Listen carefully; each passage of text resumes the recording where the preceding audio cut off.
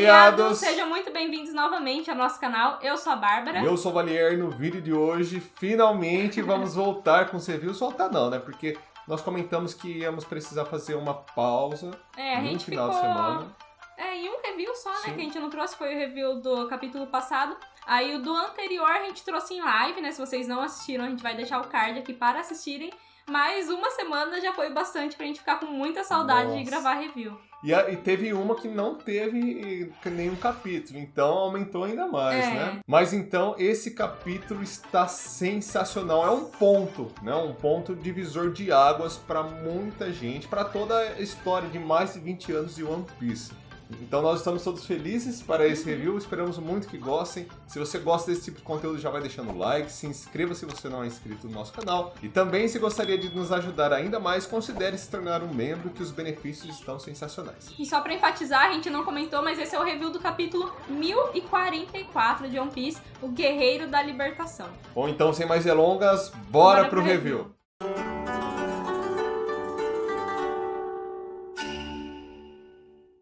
Bom, e antes de iniciar o review do capítulo 1044, nós temos que falar brevemente do capítulo 1043, que a gente não conseguiu trazer o review, mas foi um capítulo sensacional também, foi o que preparou a gente pra esse capítulo agora. Então, ver ali o Luffy derrotado, o Kaido sendo anunciado como vencedor, depois o Kaido foi lá pro domo, né, dentro do palco principal ali, começou a botar o terror, a gente viu a Nami sendo muito corajosa. Novo, né? Nossa, eu não esperava por isso, mas ela foi muito corajosa. E depois ali no final, já aquele papo sobre o Joy Boy, a gente vendo o Luffy despertando pra chegar nesse capítulo e acontecer tudo isso que aconteceu. Então, a gente não tinha comentado isso com vocês, mas nós gostamos muito demais do capítulo passado. Foi ainda interessante porque a gente viu que o Luffy praticamente morreu. Né? Sim, foi um exatamente. completo silêncio. Eu gostei do cara da CP0 que ele já estava decidido que ele ia fazer aquilo lá mesmo, ele aceitou as consequências. E que consequências, né?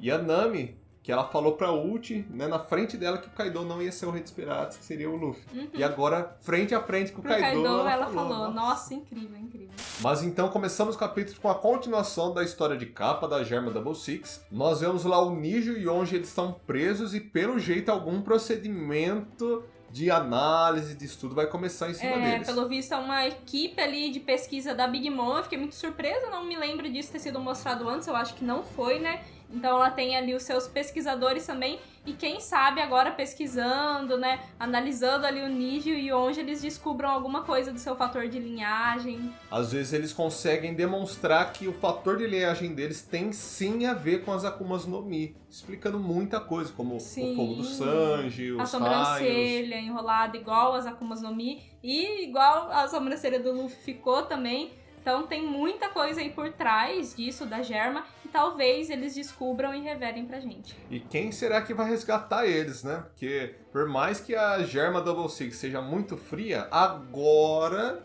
com todo aquele contexto do Sanji, ela tá começando a querer proteger a sua família. Bom, mas o início de fato ocorre com uma cena de Onigashima bem distante, de Zunisha observando bem calmamente o que está acontecendo por lá, como se ele estivesse ansioso, né, esperando alguém sair de lá de cima, né? Esperando o Joy Boy, né, que ele tinha ouvido os batimentos cardíacos do Luffy, falando que era o som dos tambores da libertação, né, que era o som do Joy Boy, então acho que ele já ficou ali ansioso, esperando pra ver quem era. E além disso, nós vemos o Luffy, ele acordou, teve lá o seu despertar, literalmente, e ele tá se sentindo estranho. Tá se sentindo muito divertido. Exatamente, e ele tá indignado. Como ele consegue estar de pé, mesmo tendo levado aquele golpe absurdo do Kaido? E além do Luffy estar meio que preocupado assim com ele, nós vemos que Momonosuke, Yamato e todos os demais, nossa, estão totalmente assustados, né? O que tá acontecendo? Esse é o Luffy mesmo? Né? Eles meio que sentiram a presença do Luffy, né? Então, o Luffy despertou, a gente viu aquele quadro que ele está no chão, né? E tem vários raios negros saindo, né? Acho que do seu corpo. E parece que todo mundo começou a sentir a presença dele, né? Todo mundo sabia que aquela presença tão forte era o Luffy. Isso que eu achei muito incrível também.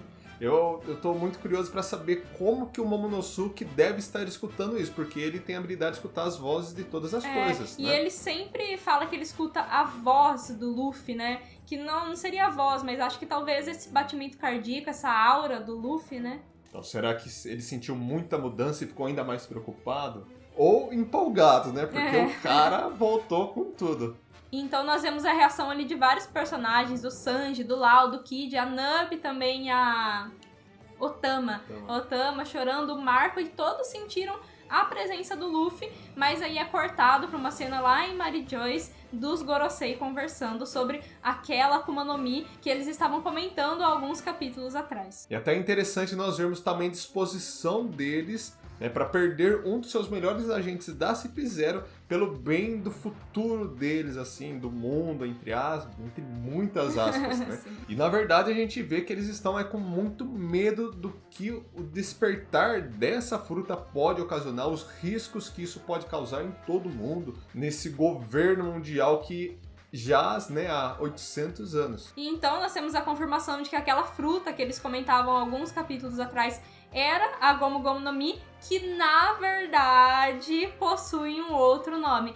Então, né, todas aquelas especulações que muitas pessoas estavam fazendo eram na verdade reais. Nossa, até me arrepio em falar isso. Na verdade, a Hito Hito no Mi, né, a fruta do Mano, mítica, modelo Nika, o deus do sol. Nossa, gente, que incrível foi isso. Realmente um baita de um divisor de águas. Ninguém esperava por isso. Ninguém esperava. Teve todas as especulações, mas foram bem recentes, né? Eu acho que ninguém de verdade esperava que a fruta do Luffy, que a gente foi acostumado há tantos anos e a tantos capítulos, na verdade ser outra. Muitas pessoas não gostaram disso, né? Eu vi muita gente criticando, muita gente que, sei lá, achou estranho. Mas eu gostei. Eu, de uma forma ou outra, acho que pra gente se acostumar com isso, né? Com essa ideia de sair de uma paramécia pra ser uma Zoan, sair da Gomu Gomu no Mi pra ser... Né? foi muito brusco. Vai demorar um pouco pra gente se acostumar. Mas eu gostei de toda essa reviravolta que teve e foi algo que eu nunca imaginei que ia acontecer. Eu também achei muito bacana, até porque as especulações, elas diziam que talvez ia mudar o nome, né, da Akuma no Mi do Luffy, mas não... Tanto. Dessa forma, né? Mudou até a classe, né? Que era uma paramécia e na verdade é uma Zoan. Mudou muita coisa. Ainda mais a questão do Nika. As pessoas estavam começando a ligar, nós também estávamos linkando, né? O Nika com o Joy Boy. Que era a mesma pessoa e que talvez o Luffy seria uma reencarnação, né? Alguma coisa assim, alguém que herdou a vontade. Com certeza ele herdou a vontade, isso eu tenho muita certeza. Mas, nossa, que herdou até de uma forma ou outra a fruta, né? E os poderes. Isso foi incrível. Nossa. Eu também achei. E assim, eu acho que isso não estragou a fruta do Luffy. Muito menos o Luffy, né? Muito pelo contrário. A Gomu Gomu no Mi, pra eles, vai continuar sendo a Gomu Gomu no Mi. Muito provavelmente o Luffy ele vai continuar chamando de Gomu Gomu no Mi quando ele... Se ele vir a descobrir, né, que não é essa fruta, acho que ele não vai ligar e vai continuar chamando de Gomu Gomu no Mi. Os golpes, com certeza, Gomu Gomu no... Isso vai ficar marcado porque, querendo ou não, até os Goroseis falaram, né? O outro nome dessa fruta. Porque, querendo ou não, continua sendo uma fruta da borracha. Porque as propriedades, né, do corpo do Nika eram de borracha. Então não tem por que mudar o nome dos golpes e a forma que o Luffy chama. E assim como o Oda falou, desde os primórdios sobre essa Akuma no Mi, vai continuar sendo uma Akuma no Mi engraçada. Né? Até o próprio Gorosei falou, é o poder mais ridículo de todos. Bom, e alguns pontos que nós temos para falar dessa Akuma no Mi antes de seguirmos. Primeiro é a questão dessa Akuma no Mi com o Luffy, combina demais com ele, né? Como o Gorosei fala, o despertar dessa Akuma no Mi dá ainda mais liberdade para o usuário, e é assim que o Luffy luta, né? O desejo do Luffy, né, assim como ele já falou, é ser o homem mais livre do mundo. E como essa fruta combina com ele, porque, querendo ou não, ele sendo de borracha, ele consegue fazer o que ele quiser com o corpo dele, ele consegue ser livre, né? E combina muito com ele também essa parte de ser engraçado, então... E o despertar deixou isso ainda mais nítido, né? Que é realmente a fruta perfeita pro Luffy. Então eu não acho que o Luffy foi criado pra ter essa fruta, mas talvez essa fruta seja criada pra personalidade do Luffy, né? Outro ponto muito interessante é a questão do Deus Sol. Isso também explica os golpes do Luffy com fogo. Tudo bem que tem a questão da vontade do Ace e tal, só que fica ainda mais evidente o motivo por trás do Red Hawk, sim, dele conseguir, né, usar chamas, né, porque quando a gente para pra pensar, tipo, não faz sentido, né, ele que tem o corpo de borracha conseguir usar o fogo, mas agora quando a gente associa a ele ter essa fruta do Nika, talvez era uma habilidade que o próprio Nika tinha, e até por isso o Deus do Sol, né? Então talvez nós vamos ver mais habilidades ainda do Luffy usando fogo. Nossa, vai ficar incrível. Até porque o cabelo dele também parece que agora tá meio que pegando fogo, né? E outro ponto também que eu vi muita gente comentando é que isso tirou totalmente o mérito do Luffy. Gente, não. Isso não tirou o mérito do Luffy. Assim como os Goroseis falaram, há 800 anos eles não viam nada assim, né? Dessa fruta. Então, muito provavelmente depois do Joy Boy, essa fruta não foi mais despertada. E quem conseguiu despertar ela? Somente o Luffy. Imagina por quantos usuários ela passou e somente ele conseguiu isso. Eu pensei nisso também. Será que ela chegou a passar por outros usuários? Talvez pode ter passado e a pessoa realmente acreditou que era só a fruta da borracha e nunca tentou fazer nada mais com ela. Mas o Luffy não, ele sempre foi muito criativo, né? Ele usou muito bem essa fruta e por isso ele conseguiu chegar nesse estágio de despertar ela. Ele chegou ao extremo da fruta, né? Faz sentido ela ter passado por outros usuários para que nesses 800 anos ela ter recebido outro nome. É, verdade. Os usuários se limitaram nisso, né? Se esticar, fazer alguma coisa. Mas muito provavelmente eles mesmos deram esse nome pra fruta, né? Mas o Luffy não, ele foi além. E bom, o que reforça ainda mais toda a criatividade do Luffy é o Gorosei falando que o Nika ele era um guerreiro que lutava com toda a sua imaginação. E qual guerreiro em One Piece que usa mais a sua imaginação nas lutas do que o próprio Luffy? Sim, não tem, né? Todos os golpes que ele criou foi usando muita imaginação, coisas que ele mesmo via, até mesmo, não sei se vocês lembram, lá na Vila da Nami tinha aquele prefeito que tinha aquele catavento, e ele criou um golpe inspirado no catavento.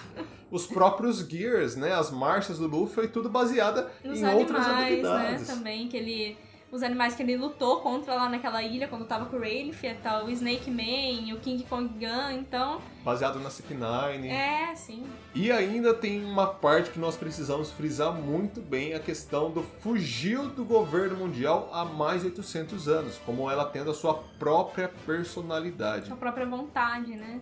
Olha que interessante. Então, talvez as Zoans, né, todas elas, pelo que deu para entender, elas possuem uma vontade própria, o que nos reforça a tentar entender melhor como funciona a dinâmica das Akumas no Mi aplicadas em armas, né, que elas seguem o próprio dono das armas, né? E também, como a gente viu, o Nika, então, pelo visto, ele era um guerreiro, né, que libertava escravos, que lutava pelo bem. Então, muito provavelmente, essa fruta, né, que tem os poderes dele, isso é um ponto também muito... né, pra gente imaginar como que uma fruta recebeu os poderes que eram de uma pessoa. Então também deve ter algo por trás disso, mas por ser a fruta dele, então faz muito sentido ela fugir do governo mundial, né? Ela fugir do mal e de alguma forma ou outra ela tem encontrado o Luffy. E assim como nós vimos em capítulos anteriores, a questão das espadas escolherem os seus espadachins, talvez... As Akumas no Mi escolhem, né, no caso das Zoans, escolhem os seus donos.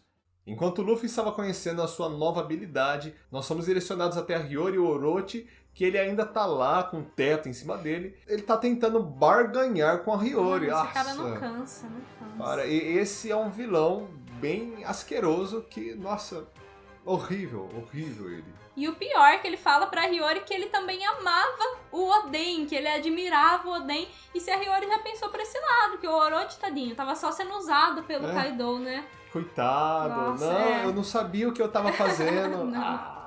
E ele ainda tentou jogar isso em cima dela, que ficou ali 20 anos convivendo com tudo isso e tá ali doida de raiva dele. Ele ainda tenta convencer ela, nossa. É lindo a cena em que a Hiyori ela tira sua máscara, né? Ela já tinha falado que era a Hiyori, né? Mas agora ela se mostra pra ele como a antiga Komurasaki. Nossa, o Orochi ele entra em pânico, né? Em choque. Ele não esperava por isso, né? Muito bacana. E, pô, aquele flashbackzinho dos dois, que incrível, né? Do Oden, né, com a Hiyori. O Oden, assim como ela falou, né, ele suportou muita coisa e sempre sorrindo por amar o pessoal do país de Wano e também, principalmente, pela família dele, né? Isso que era o mais lindo no Oden e é o que falta completamente no Orochi. E a Hiyori, ela fala que ela não consegue ter compaixão do Orochi por conta de tudo isso, né? E nós somos surpreendidos com a chegada do Kazembo, né? O Kanjuro, ele chega lá com o seu desenho em forma espectral. Aí o Orochi vira casaca já muda toda a conversa. Fala, não, isso mesmo, queime ela. Né, essa vai ser a morte ideal, assim, pra ela, que ficou ali 20 anos esperando por vingança e agora ia morrer. Mas o que foi muito, não sei, estranho, duvidoso, foi a reação do Kazembo, né, do Kanjuro. Ele falou que agora tinha chegado a hora, né, que ele não aguentava mais. Muito provavelmente é porque o corpo principal mesmo, o próprio Kanjuro, já não tá aguentando mais. A gente sabe que tudo, né, que ele sofreu, a gente pensou já que ele tinha morrido diversas vezes, ele ainda não tinha. Mas talvez agora ele realmente esteja pra morrer, alguma coisa assim, e não tem mais energia. Então ele falou que pra ele não dava mais. E, pra nossa surpresa, ele queimou o próprio Orochi. Em alguns capítulos bem lá atrás, quando o Orochi ele fala pro Kanjuro fazer esse ataque, né? Ele pede para que leve aos Kurozumi uma morte gloriosa. Levar a glória para o túmulo e... Foi realmente o que o Kanjuro fez, né? Ele falou, né, depois desse discurso do Orochi sobre a morte, sobre o clã Kurozumi, ele falou então que ele traria uma morte gloriosa para os Kurozumi. Nossa, que fim, né, que esses dois levaram. Meu Deus. Mas, duvido. Nossa, gente, é que é muito difícil a gente acreditar em morte One Piece, mas eu duvido. A gente vai ficar cabreiro. Eu duvido que o Orochi vai morrer agora. Mas então, depois disso, nós finalmente chegamos no ponto mais glorioso desse capítulo. Sensacional. Nós vemos o Luffy falando que ele sente que pode fazer qualquer coisa. E ele tá muito sorridente, tá muito engraçado. Ele falou que os batimentos do coração dele estão engraçados. E é algo que a gente tem que enfatizar muito, a gente até esqueceu de falar um pouco antes, mas a silhueta dele é realmente, né, igualzinha à silhueta do Nika. Nossa, que coisa. E o momento que o Luffy fala que esse é o ponto mais alto dele, o despertar, a quinta marcha, nossa! Incrível. Genial. E pelo menos isso a gente acertou, né? Nós criamos aqui algumas teorias do que seria, né, o próximo desenvolvimento, assim, do Luffy. Nós tínhamos apostado muito em mais uma forma do Gear 4 sendo o Tigerman, ou talvez até, né, o Gear 50 sendo o Tigerman, mas nós também tínhamos falado de o Gear 50 ser o despertar, né? Ser uma coisa junto com a outra, e foi realmente o que aconteceu. Então, o despertar da Akuma no Mi do Luffy foi o Gear 50. E algo que esse despertar ainda causou a mais foi uma chuva de Haki do Rei absurda. Nossa, louco, que todo mundo que tava ali no palco principal sentiu, até mesmo o Kaido. A gente viu aquele quadro da cara dele super preocupado com aquele Haki do Rei tão forte. E quando ninguém esperava, o Luffy com o braço gigantesco, talvez maior até que no Gear 30, puxa, né, o Kaido e agarra ele. É incrível ver que o Kaido ele não fez simplesmente nada. E nesse quadro, o Oda ele tentou fazer um traço diferente, como um traço de desenho cartoon, animado, né? Cartoon. Nossa, genial. Até o Luffy. O Luffy ele está com traço de cartoon. E tudo aquilo que o Luffy bate fica também com esse mesmo traço, de cartoon, né? Acho que pra ficar mais engraçado ainda, né? Pra ele enfatizar que isso, o Gear 50, é uma forma ainda mais engraçada, ainda mais, sei lá, descontraída do Luffy. Quando eu vi isso, eu tinha até comentado com a Bárbara que o cartoon é uma das formas mais animadas, mais engraçadas, né, que tem de desenho. E nos cartoons, os personagens são livres para fazer o que eles quiserem. Eles podem fazer a de liberdade tudo. de expressão, assim, que tem no cartoon é ainda maior do que tem no mangá, e tudo casa muito com o que o Oda tá querendo passar, né? Do Luffy ter essa liberdade pra fazer o que quiser. Sério, o Oda, nesse capítulo, arrasou. Mas então o Luffy, ele tá lá agarrado no Kaido, a gente vê ele com os braços tudo bombado, lembrando até o Popeye. Aí ele começa a girar o Kaido pelo ar, bate ele de um lado, bate do outro, lembra muito o Hulk espancando o Loki nos Vingadores. Muito bom. E enquanto o Luffy faz tudo isso, ele ataca dando risada. Mas uma coisa que o Kaido falou que foi muito bacana é que ele agradeceu, né? Ele falou, Chapéu de Palha, então você tá vivo, muito obrigado.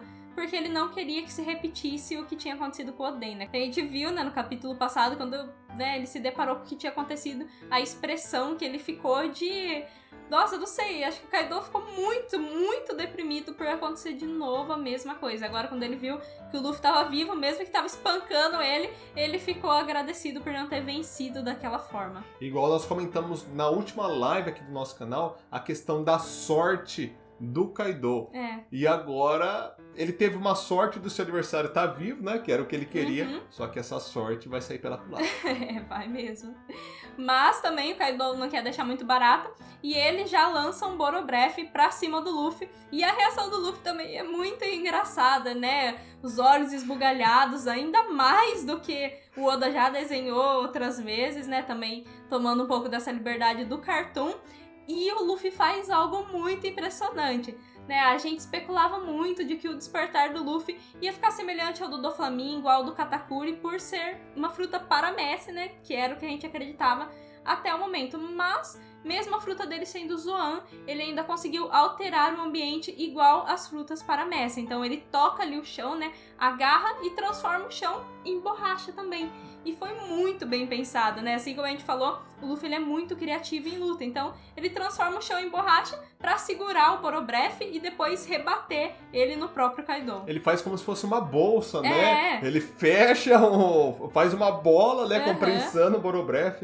Pra depois soltar e atacar o Kaido com o próprio ataque. Bom, o Luffy ele ficou absurdamente poderoso por conta da liberdade que ele tem pra fazer, né, os seus ataques. Só que tá dando medo. Tá louco. A cara, ali o último quadro, a cara do Luffy, com aqueles olhos diferentes, sobrancelhinha enrolada. Nossa, deu medo mesmo aquela cara dele. E o Kaido, ele aproveita, depois de receber o seu Borobreath de volta, ele agradece novamente o Luffy por estar vivo, pede desculpas e o Luffy fala, não, vamos resolver isso agora. Nossa! Incrível, gente. E ali o próprio narrador do mangá já falou que tá se aproximando dos capítulos finais desse confronto. Eu já tô muito ansiosa para os próximos. Gente, One Piece não dá. A gente já conheceu muitas obras, né? A gente já leu várias obras, já assistimos várias obras, mas o que o One Piece faz, sério, não sei, surpreende muito. Muito. A gente sempre fica imaginando que vai acontecer uma coisa, aí o Oda vai lançando os capítulos, acontece totalmente o oposto. E, sei lá, sempre dá muita empolgação pra saber o que vai acontecer depois, né? Eu sempre falei pro Valiar, depois que eu comecei a ler One Piece, eu comecei a ler, acho que era nos capítulos 900 e alguma coisa, não teve um capítulo que eu falei, nossa, não gostei, nossa, achei esse capítulo meio chatinho. Não, sempre me surpreende, sempre muito bom. Pessoal, calma, nós ainda temos alguns pontos muito pertinentes. Não saiam do vídeo ainda. Vamos comentar com vocês principalmente sobre a questão da Akuma no Mi, Hito no Mi, mítica modelo Nika. Quem esperava por isso? Você esperava por isso? Você esperava por isso, amor? Não. Eu não fazia ideia, pra mim Nika era um título, né? Alguma coisa assim. Igual o Joy Boy, né? Não que ia ter... Por isso que eu tô muito encafifada pra saber como que funciona esses poderes da Akuma no Mi. Como que o poder de um deus foi transferido, né, de um deus mitológico, assim, foi transferido pra uma fruta, não sei, cara. Muito curiosa. Aí a questão do Joy Boy, que é muito interessante. Muito provavelmente ele foi o mesmo que teve essa Akuma no Mi. Ele teve... Né? Nossa, isso com certeza, porque, né, o próprio nome, Joy Boy... Garoto sorridente, Garoto sorridente, né? Long Tail, né? Que era um lugar feliz, né? Alguma coisa, um conto engraçado, né? Alguma coisa assim. Tudo muito relacionado a essa questão da fruta, né? Essa questão da felicidade, do sorriso. E eu até lembrei do Kaido, né? Ele ter falado uma frase, acho que ele não completou, que ele tinha falado pro Luffy. Quanto mais você sorri, mais... forte você fica, mais poderoso você fica. Então, né, realmente, agora nessa forma que o Luffy só sorri, é a forma mais poderosa. E isso pode até estar relacionado com o Di, né? Aquilo que todos os Di morrem com um sorriso. O próprio D, quando a gente vira, lembra um sorriso. Então, tem muita coisa aí pra gente desvendar ainda. Assim como as espadas escolhem os seus donos e tudo mais, será que essa Akuma no Mi especial estava esperando por alguém com esse sobrenome? Então, será que tinha que ser, né, de um Di? Ou será que, sei lá, a personalidade do Luffy casou muito bem com a fruta estava esperando por ele? E faz sentido, né? Porque a fruta ela ficou ficou dormindo por 800 anos. Assim como era o tempo previsto para ter a Poseidon, né? Que vai causar alguma coisa no mundo. Tudo no tempo certo, Tudo no tempo certo. É incrível que isso. Coisa, sim. O Oda, ele não deu ponto sem nó até o momento. Ele foi dando algumas dicas, né? São muitas coisas assim, né? Tipo, que teria que acontecer nessa época. Também a Toki, né? Que ela veio de 800 anos atrás. Aí ela veio, né, pro futuro e depois ela falou alguma coisa de 20 anos, que ia acontecer alguma coisa depois de 20 anos. E agora a gente tá vendo tudo isso acontecer, então muita coisa tá ali relacionada. Mas um ponto que ficou muito duvidoso, assim, pra gente é porque só agora o governo mundial foi se preocupar com isso. O governo mundial, ele tá vendo o Luffy desde o começo da sua jornada, né? Ele já enfrentou a CP9, né, já invadiu o Enies Lobby, todo mundo viu ali que o seu poder era de borracha, até mesmo antes, quando ele enfrentou o Crocodile, que ele começou a ganhar mais fama, já foi ficando bem exposto o seu poder, e Marineford, todo mundo viu ele usando a sua fruta, então por que o governo mundial ali, nesse ponto, já não falou, nossa, esse menino tem aquela fruta, né? Por que será que não? Por que será que depois que o Shanks foi falar com eles ficaram sabendo? Eu tenho certeza que o Shanks foi falar do Luffy. Bom, nós sabemos que o Shanks ele foi falar de um certo pirata. Esse certo pirata provavelmente seja do Luffy. Às vezes ele foi comentar de Joy Boy, né? Da questão da Akuma no Mi, porque como era dele, né? Essa fruta que está com o Luffy. Talvez ele comentou e fez o link com o Luffy. Mas tem caroço nesse angu aí. Tem. Será que... Porque o governo mundial, eles falam que o despertar dessa fruta pode causar algo muito terrível, né? Muito terrível ali pra eles. Mas será que o despertar dessa fruta, não consigo imaginar como, pode realmente trazer algum perigo? Porque pro Shanks, né? Isso, né? A gente aqui na nossa teoria, né? De que o Shanks foi falar pra eles. Qual motivo o Shanks teria pra fazer isso? Tipo, ir falar do Luffy e falar da sua fruta. Pra mim, o Shanks só faria isso se representasse algum perigo, né, de alguma espécie, assim, pro mundo. Então... Como nós comentamos, o Luffy ele vai ficar considerando essa como a Gomu no Mi mesmo e tudo mais. Porém, nós especulamos que vai ter um próximo arco em que os dois irão se encontrar. Talvez o Shanks, já tendo conhecimento do verdadeiro nome, dos verdadeiros poderes dessa fruta, ele conte para o Luffy tudo isso. Seria interessante, né? Mas e aí, o Shanks contando isso, o que ele vai fazer? Então, né? E será que o Shanks já sabia, então, da importância dessa fruta quando ele roubou do governo mundial? Acho que provavelmente, né? Às vezes o Roger, não sei, pode ter contado alguma coisa pra ele do que viu lá em Longtail. Nossa, muitos pontos, cara. Assim, ninguém realmente esperava por isso. E muita gente não gostou.